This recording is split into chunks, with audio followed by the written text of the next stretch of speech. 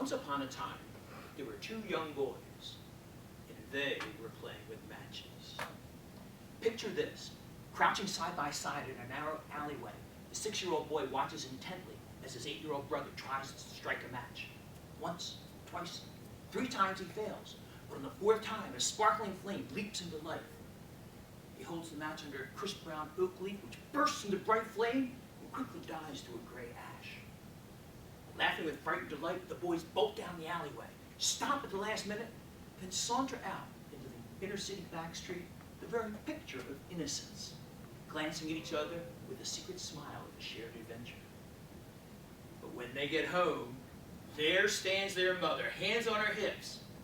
"What's this I hear about you boys playing with matches?" The 8-year-old stammers, "But Mom, how could you know about that?"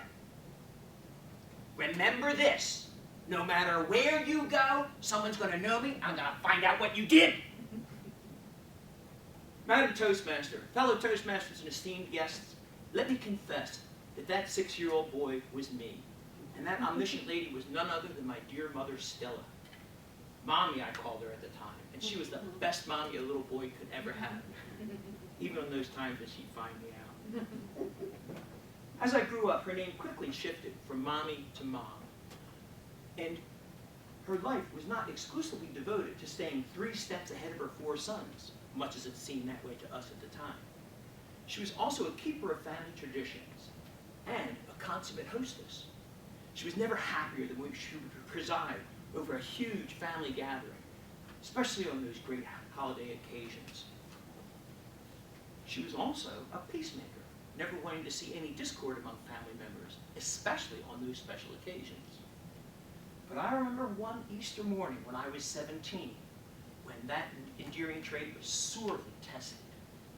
Now, Easter breakfast at the Krawchuck family is a huge event. It's one of the most cherished traditions in the family, going back innumerable generations to the old country and beyond.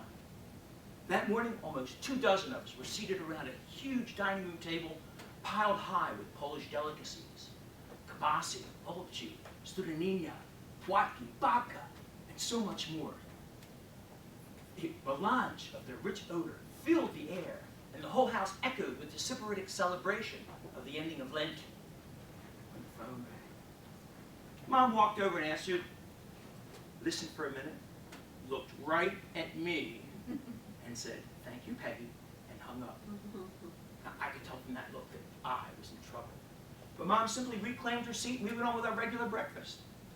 It wasn't until after the last guest left that she finally cornered me. "Remember that phone call? That was Mrs. Dealey, and you know what she told me? She said, 'Your son and my son were out in my garage last night smoking pot.'"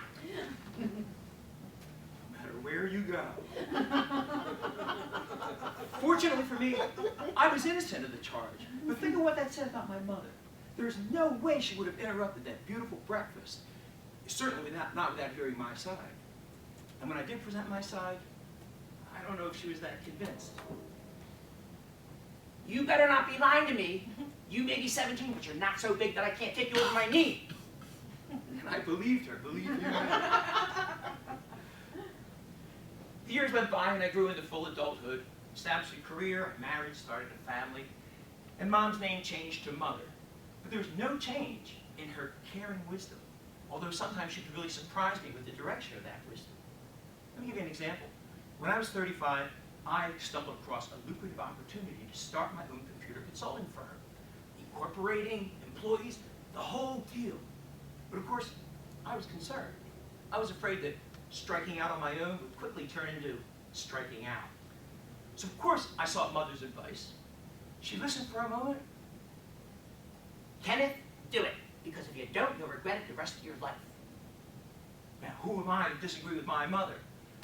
So I quit my day job, hung out my shingle, and much to my surprise, it was a very lucrative and very successful event. Now, Mother, she wasn't surprised. "I have faith in my boys," she'd always like to say. As the years went by, she faced many different challenges, but she met each one with the same characteristic of plum. When her gallbladder started giving her trouble and had the gall to give her trouble, out it had to come. When her youngest son was diagnosed with cancer, She wore out 2 sets of rosary beads before God finally relented and handed down a miracle cure. When her husband passed away, almost 100 people came to the luncheon to celebrate his life, and she presided over that luncheon as if it were an Easter breakfast. And on her 87th birthday, not only did she preside over yet another Easter breakfast, she also ferried her infirm neighbor Leona to and from church beforehand. When she found herself growing constantly short of breath, there was no question that she was going to get that heart valve fixed. But not until after my granddaughter's wedding, thank you. And on the night before she went into the hospital, can you guess what she did? She threw a big Hope-She dinner for the family. And for dessert, jokingly, she served up some last words. She said, "No matter what happens tomorrow, you boys stay together, you hear me?" And the next day when she woke up in the recovery room, her eldest son was there to say, "Well, Mother, I got to return the joke. Now you got to come up with some new last words." Unfortunately, complications set in, and 3 days later, her long years of caring came to a quiet end.